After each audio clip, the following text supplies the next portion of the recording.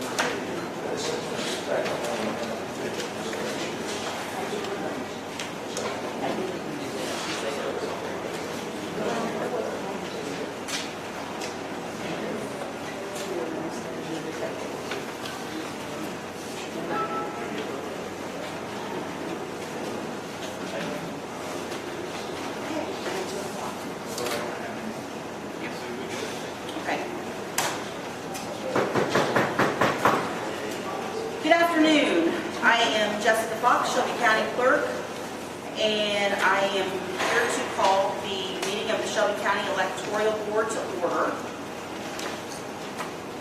Please let the record state that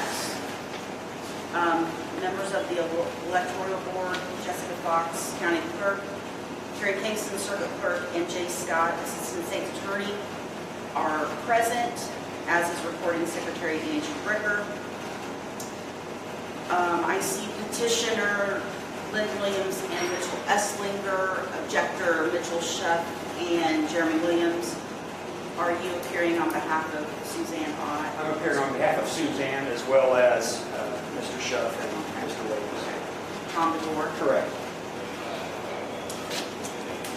Okay, at this time, we would call for public body comment, if anybody has any, or would like to make one. Is this the time where we can make any statement, or is that like that? This is, I mean, he can speak now if he would like, right? Petitioner. Well, I do have the petitioners being introduced down the way a little bit, so, I mean, if you want to speak as a member of the public, that's fine. No, that's fine. Okay, okay. So, no public body comment? Okay, all right, we will move on. Both the objectors and the petitioners should have been served by a member of the Shelby County Sheriff's Office. In addition, if you have not received a certified mailing from me, you will be. And basically that is what this is all about as well. In your certified mailings, and your serving by the sheriff, you should have received the rules of procedure that we will now, I would take a motion and vote on to adopt. I will move to approve it. Okay, second. All right, all those in favor of approving the rules of procedure say aye. Aye. Opposed? Same sign. Motion carries.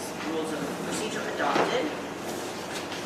All right, the review of the objections filed.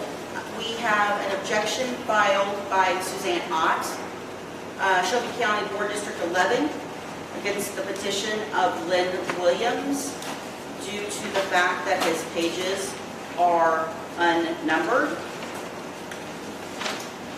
We also have an objection to the petition of Mitchell Eslinger by Jeremy Williams and Mitchell Shelby due to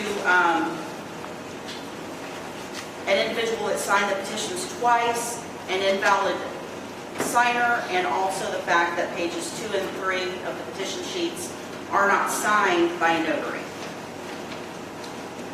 Would you like to say anything, Mr. DeFord, on behalf of the objectioners at this time? Do you want to do them one at a time, or?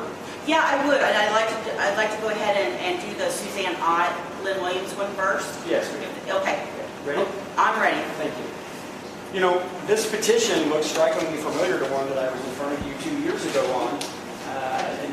would remember, where I was on the other side of the conversation unsuccessfully, and this body chose to strike that petition. They were not allowed on the ballot. So I reviewed the ballot. The ballot has no numbers on it whatsoever. There was not even, they couldn't even argue there was any type of compliance. And so the petitioner actually filed and cited the correct case, and I would point it out to you. It's 293 Illinois Appellate Court, 3rd District, 191. It's the Abuti case, is the plaintiff versus Thompson.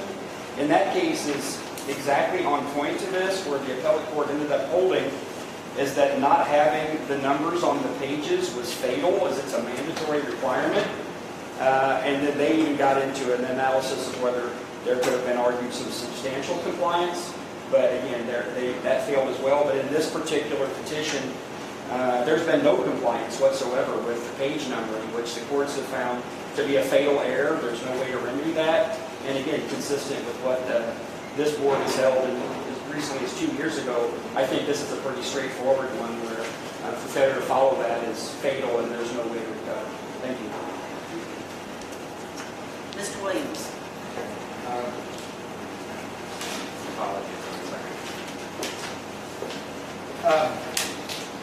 I object to this. Absent to the agreement to the objectors that Brenda, the notary, will testify that the lack of her signature. We're talking about your petition. Apologies.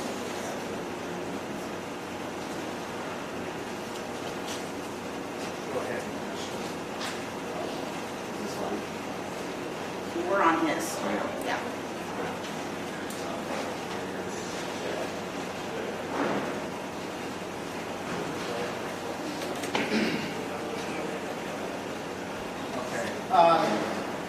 I'm going to go with the gentleman right here, that it states that through whatever court was with the numbers, that I freely admit that I did not put the numbers. I'm not going to lie to any of you guys. I messed up on that. I did. But I have a lot of people that signed these petitions that wanted me to run in the primary for county board. These are, and also I have Republicans that are wanting me to run for county board. I have been a county board member, I think for 8 years. This will make it 9. I believe it's 8 years. Don't quote me on that. But I took his office I took it really seriously. And these past 4 years has been tough. And it seems like we've had a lot of disarray within the public bodies, within the board itself. And I believe that even though I didn't put 1, 2, 3 on there, that should not kick me out, because there was legislation. I can't quote what that legislation this gentleman did over there, that it doesn't constitute for this to be thrown out. And since my lawyer's not here, I'm asking you for continuance, since I can't be properly represented.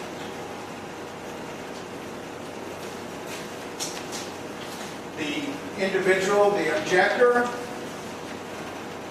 I've never met this woman.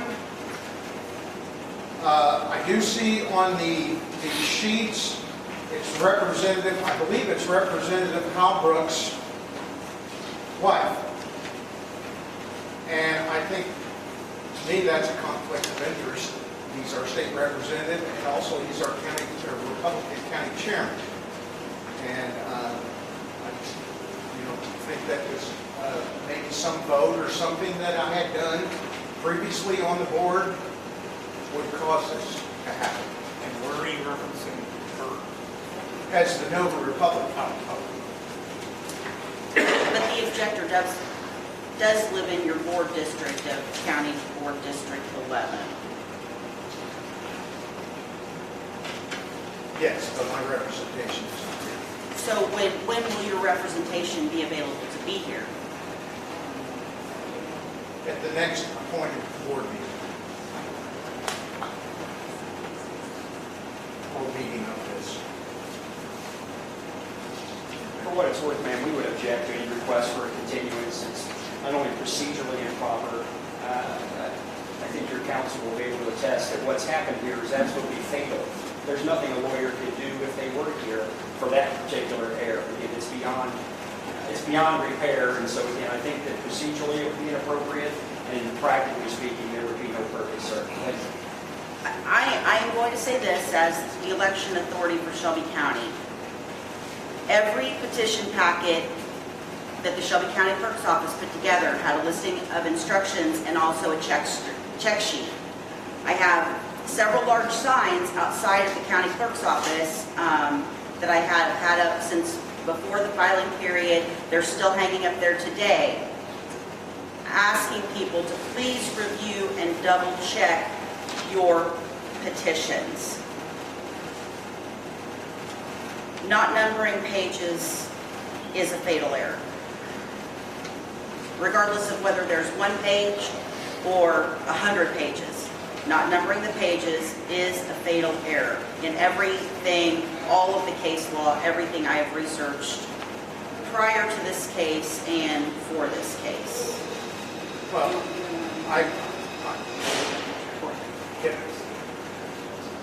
Go ahead. I have substantial compliance, upstandings. I have standing that have chosen these substantial compliance. Is that correct? You have standing. I have standing that shows I have substantial compliance. Well, first of all, if we can step back, there are actually two counts to the objection. I don't know if you want to address. On Wednesday. 1 second, counsel. While I'm looking at that, as to the substantial compliance issue, there is no substantial compliance with the page numbering because none of them were numbered. So I think that in and of itself is enough. The other one that they argued, again, I don't know that we have to go there. They argue that as to the actual captions and the headings, they're not uniform when they were filed. There is a requirement for uniformity. If you look at them, there's a lot of, they're handwritten in, there's a lot of lines scratched through, and it creates some confusion and complexity with scribbling out and rewriting words. Again, I think there's some discretion for this board here to determine whether or not there's been a problem up there in the caption with the way that they're not uniform. Certainly a discretionary issue. The reason that I didn't argue that on behalf of my client is because I don't think that this board has to get into that discretionary analysis. You can't argue substantial compliance when not any of your sheets have any numbers. There have been some cases that where if you had 500 sheets and 2 of them weren't numbered, they might just be the ones kicked out. But here you don't have numbers on any of them, so there's no compliance in any fashion with the numbering, which is mandatory, which would eliminate every one of the pages. Well, the reason why I brought that up, we do have to rule on every variance by law. Understood. Yeah, thank you. And so as to the second one, sir, I'd say, again, a lot more discretion there. You know, I would ask you to look at those and the way that they've been changed and modified and scratched through. Again, I think it's a fair argument as to whether or not there's uniformity up there, but certainly, again, I could see where you could find that that's not necessarily the case. But as to count one, I think it's pretty clear, and really there's no discretion in my opinion on that. I freely admit there's one that is scratched off. It was a double signature. But I did sign it. Or not her signature, but I signed the bottom where it says circulation of candidates and signature.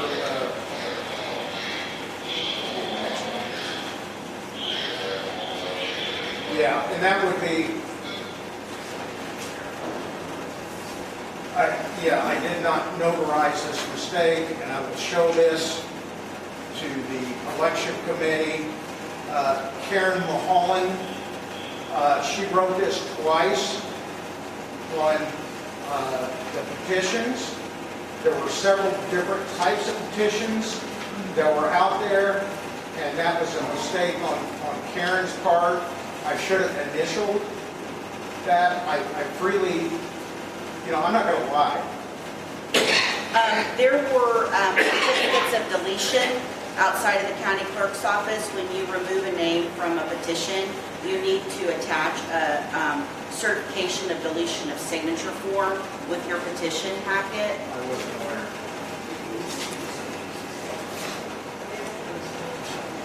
I'm substantially compliant by just by signing my initials. It's beyond the burden of it's the burden of proof to prove the objector is right. Well, I guess, Mr. Williams, are you asking to have time to have counsel? Yes. I guess it'd be my position, everything we do has got to be by the majority vote, but if we do have the discretion to recess, if he wants to have somebody here who is, I mean, my position. Can't hear you, but I hear that as a vote. Can't hear you. Mr. Scott was stating that due to Mr. Williams requesting a recess and continuation due to the fact that his legal representation is not here, we could entertain that with a majority vote of the electoral board. I mean, if I may, ma'am, I understand you have that discretion, but here we sit today. There's been no acknowledgement other than right now wanting to offer to get counsel. I think that's a delay tactic. He's been sitting here getting advice from someone that I don't even think is a licensed attorney. And so probably was just advising him to go get a lawyer. So again, I believe it's a delay tactic. He's still advising him, and he's practicing law illegally, it seems like, right in front of you. It's fatal. Count one is fatal. There's absolutely no purpose to delay this proceeding any longer. It doesn't matter what. I was in here 2 years ago arguing the same thing, and I still lost. So delaying this further to get counsel would be completely unnecessary and a waste of resources and time. Thank you. I guess it'd be my position if he wants to have time for, I would make a motion to recess to allow him to have counsel here. And I did try to get a lawyer here. We had a problem with the event that we were going to telecommunicate with this attorney, and I didn't know till today. And honestly, I didn't know. I thought there was an attorney when I called Mitchell. I thought there was going to be an attorney. I apologize. I was told that there was going to be an attorney. I don't know why. Nobody's featuring. So Jay has a motion on the floor to allow for a continuance. Here, I'll second. Okay, all those in favor signify by saying aye. Aye. Opposed? Aye. Okay, motion carries that there will be a continuance for Ott versus Williams. Okay, one last thing. If this is going to be in the next 10 days, I'm going to be out of the country. It's going to be before the next 10 days. When are you leaving the country? Tomorrow. I will have representation for me. I have an attorney for me. If the attorney's here, you wouldn't have to be. Okay. Okay. I've waited for this for over a year, this vacation. I didn't expect. Okay. Again, I want to thank you, the board. If you vote yea or nay, but I thank you for your consideration. It will give me due process, because these people that sign this, they want me to become on the county board again. And I have been a county board member for several years, and I hope to continue to be able to serve my county. Thank you. I'm going to leave now. Is that okay, or? Yes, I will notify. Unless you want to get the dates, stay to get the date. I can wait to get the dates. Okay. All right, we will move on to the Eslinger Objection.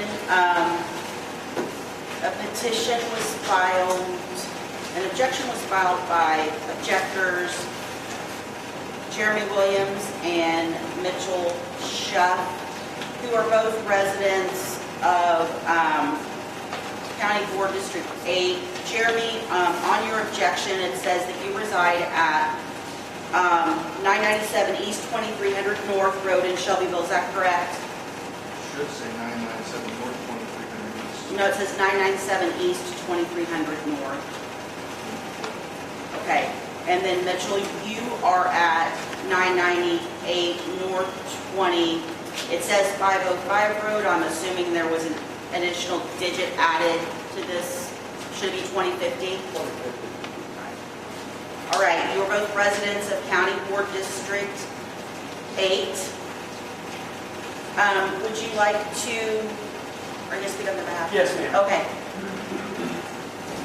This one requires a little bit more analysis than the other one, so I appreciate the board wants to come back on that one again. We'll just deal with it when it happens. But on this one here, the objectors have raised a few arguments that ultimately, if successful, would result in there being under 17 signatures. The first one I think is the easiest, is that Ms. Catherine, I believe, Reel has signed on page 1, and also, I believe, page 4. She's number 3 on page 4 and number 2 on page 1. That's duplicative, so one of those would have to be removed. I believe as to Ms. Shelton, who's number 3 on page 1, does not reside at 207 Locust Street, which would be the second one. Then as to number 3, we've got 4 pages here, and again, these pages are numbered, but pages number 2 and pages number 3, while they have a notary stamp on them, they do not have the signature of a notary. And as the board's aware, compliance with these requirements is necessary. If you go into the election code, it says that they have to be subscribed, the circulator has to subscribe and swear to an officer authorized to take their oath. So if we go into the Notary Act, what does it take for something to be properly sworn to? There's 2 components under 5 ILCS 312/6-103. The Notary Act, it must be evidenced by their certificate, which is their stamp, and signed by the notary. That's a requirement for something to actually have been notarized. It has to be the stamp and the signature. There's also a Supreme Court case in the state of Illinois. It's called Bodie v. Chicago Electoral Board. It was 404 Northeast 2D 180,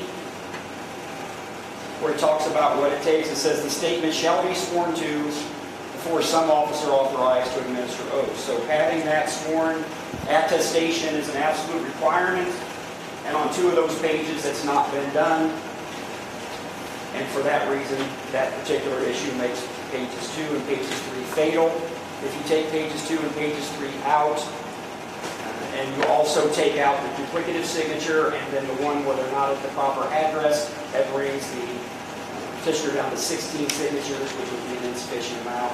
For that reason, my clients asked that their petition to be denied and they're not allowed to participate.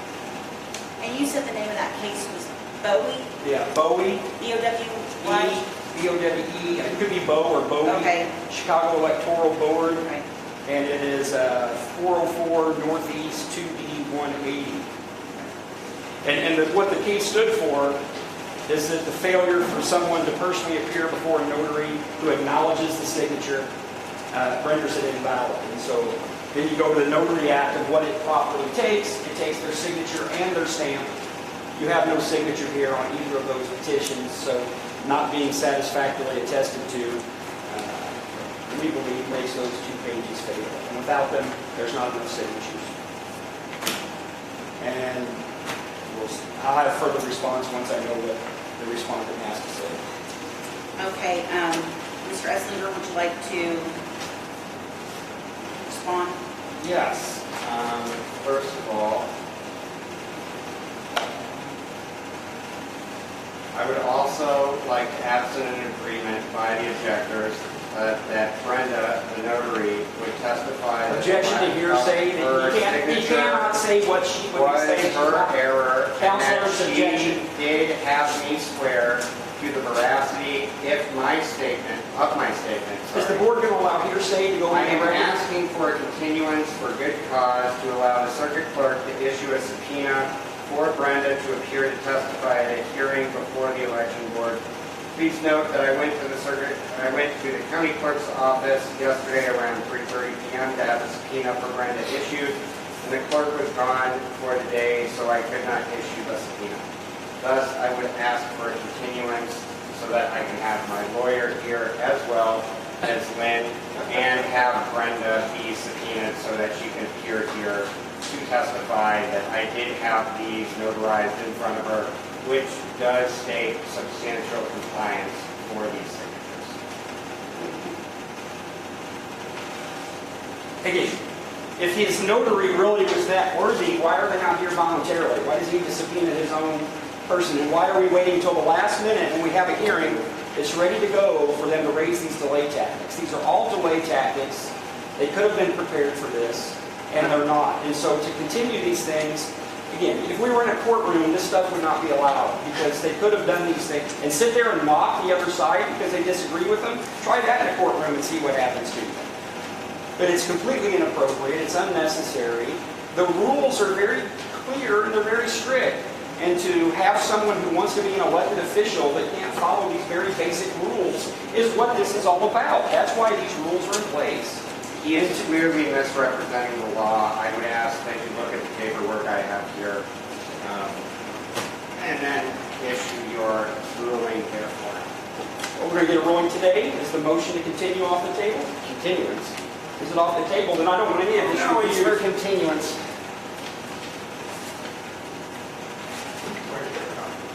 I guess he's not a lawyer. He doesn't know you have to give copies to everybody else. Oh, I got it. Oh, okay. I don't see yours though. Okay. Do you have any? Oh, no, I got the pleadings. I didn't fire anybody.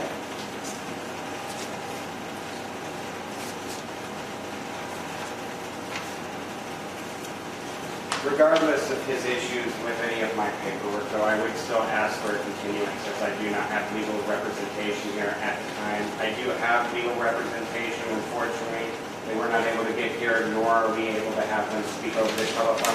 Otherwise, they would be representing me. Well, first of all, just in the sake of openness, yesterday Mr. Eslinger had called the courthouse, and I believe the call was transferred from the circuit clerk's office to our office. I did answer his call. He had some questions. I told him I could not discuss it with him, that anything that he brought up got to be brought up today. Got that out of the way. Secondly, the only way subpoenas can be issued is by majority votes of this board. Again, these things go on a pretty quick time schedule.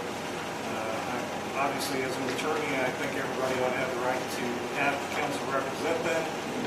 Specifically in the statute that a person can have counsel represent them.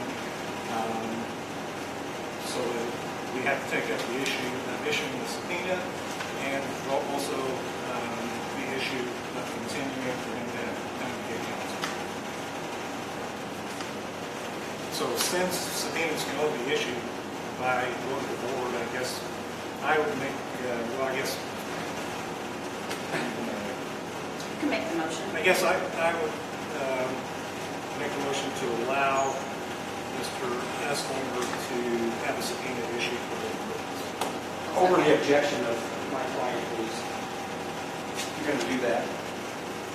I'll second.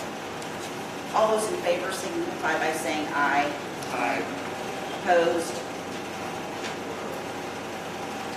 I'm going to vote present on this one. Motion carries. 2 yea, 1 present.